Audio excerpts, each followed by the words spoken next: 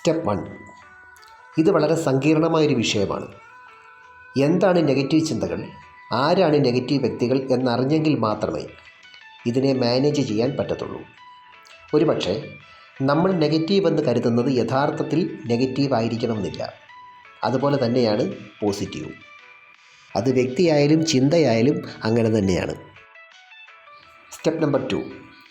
ഈ രണ്ട് കാര്യങ്ങളും ഡയറക്റ്റായിട്ടായിരിക്കില്ല പലപ്പോഴും നമ്മളെ ബാധിക്കുന്നത്. അതുകൊണ്ട് തന്നെ അതിനെ ഫേസ് ചെയ്യുന്ന കാര്യത്തിൽ കുറച്ച് യുക്തി പ്രയോഗിക്കണം. ഒരു ചിന്ത മനസ്സിലേക്ക് വരുമ്പം തന്നെ അത് നെഗറ്റീവാണോ പോസിറ്റീവാണോ എന്ന് വേർതിരിച്ച് അറിയാൻ കഴിയണം. അതുപോലെ തന്നെയാണ് വ്യക്തികളും. അടുപ്പം തുടങ്ങുമ്പോൾ തന്നെ സെൻസ് ചെയ്യാൻ കഴിയണം അവർ ഏത് കാര്യത്തിലാണ് ഫോക്കസ് ചെയ്യുന്നത് എന്ന്. Step number 3. നമുക്ക് താൽക്കാലികമായി സന്തോഷം തരുന്ന എല്ലാ ചിന്തകളും വ്യക്തികളും പോസിറ്റീവ് ആകണമെന്നില്ല, നെഗറ്റീവ് ആകണമെന്നുമില്ല. എന്നാൽ പിന്നീട് അതുകൊണ്ട് ഒരു നെഗറ്റീവ് ഇമ്പാക്റ്റ് ഉണ്ടാകുന്നുണ്ടോ എന്നുള്ളതാണ് പ്രധാനം.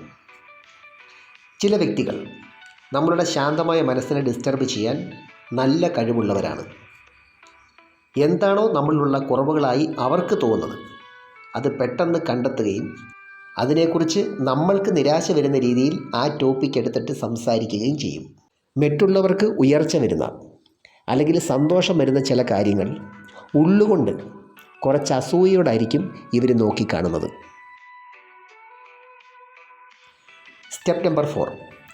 നെഗറ്റീവ് ചിന്തകളോടും വ്യക്തികളോടും തർക്കിക്കാനും കൂടുതൽ ശ്രദ്ധിക്കാനും പോകരുത് എന്നതാണ് ഏറ്റവും പ്രധാനം.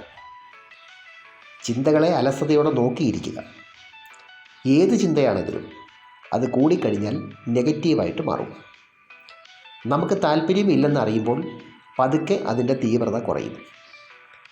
ചിലരെ നമുക്കൊരിക്കലും ചേഞ്ച് ചെയ്യാൻ പറ്റില്ല, പകരം അവരെ മനസ്സിലാക്കുക. Step number 5.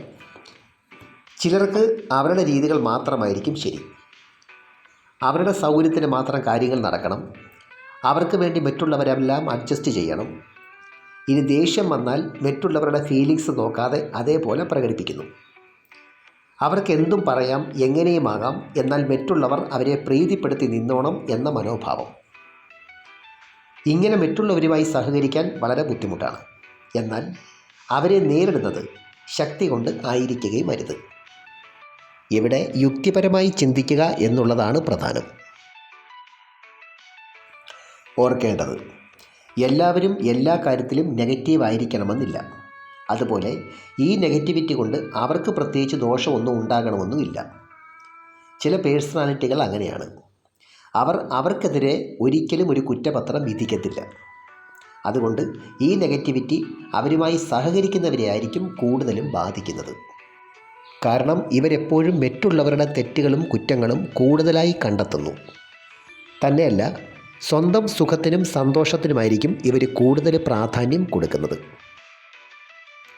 എന്നാൽ നിങ്ങൾക്ക് അവരോടുള്ള ഫീലിങ്സ് തുറന്നു പറഞ്ഞാൽ ചിലപ്പോൾ വലിയ പിണക്കത്തിനും ശത്രുതയ്ക്കും വരെ കാരണമാകാം. അതുപോലെ തന്നെയാണ് നെഗറ്റീവ് ചിന്തകളും.